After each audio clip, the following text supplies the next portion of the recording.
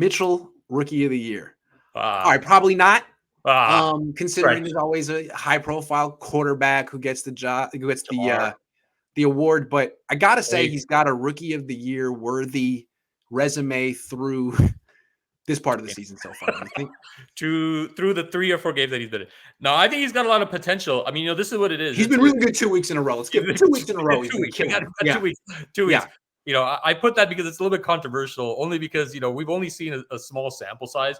But the guy can ball out. He's playing really well. He's getting, I think what I forget what his yards per carry is. It's definitely over 4.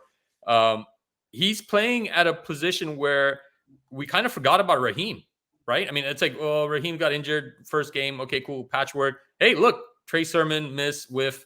Okay, no problem. We got Elijah, and he's kind of saved that that whole huge part of that Niners offense. If the entire if Kyle's bread and butter is the run game, Elijah's pretty much saved it, right? So I like him. I mean, honestly, he's got a lot more to go to be in the Roy conversation. But for what the Niners need at the time, I think he's amazing. Keep in mind, Hasty is still kind of being worked into the game, and you've got Fred Wilson Jr. who's coming off that pup list. Jeff Wilson Jr. Jeff Wilson. Hopefully he's got some juice left in him, to kind of spell Elijah, through the year. Yeah, I want to talk about this real quick because this is very important. Elijah Mitchell, really good player. Kyle, stop giving him 18 carries a game. You didn't do that to Raheem Mostert. You didn't do that to Devontae Freeman back in Atlanta. Yeah. You always had a committee. This guy is not big. He's like 200 pounds. He had a shoulder injury that he played through that he got week 2. He's now has messed up ribs that he's probably going to play through again. He's a tough guy. But they're using him too much. They don't give the ball to Trey Sermon at all, and I don't get that. I don't get it.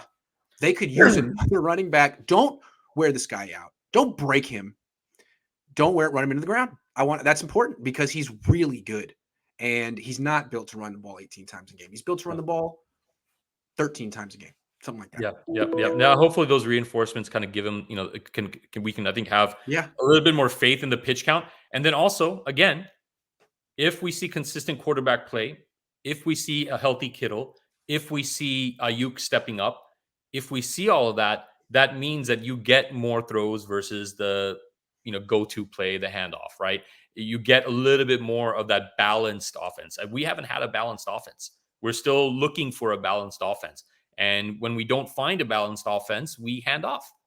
And this is I think you get a combination of game flow. You get a combination of good offensive weapons other than your running back, and more faith in your quarterback than simply to hand off.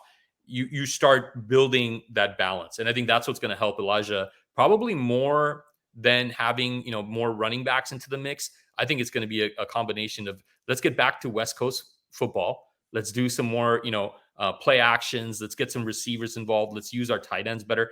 And then, you can taper that down, Grant. You can taper that down to ease that throttle down to 14, 13.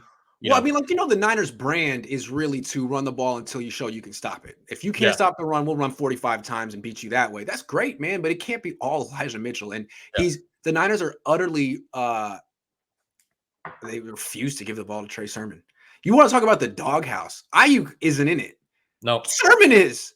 I don't get it. I mean, Ambry Thomas, okay. Aaron Banks, I don't get that one either. But Trey Sermon, why? He's averaged 4.5 yards a carry. What could he have done? Did he say something? Is there something personal between him and Bobby Turner? Doesn't make sense. I think maybe it's if you take someone out of the doghouse, you got to put someone in. Maybe that's the requirement. The placeholder. Right. You got to have, the weight of the world is dependent on having someone in the doghouse.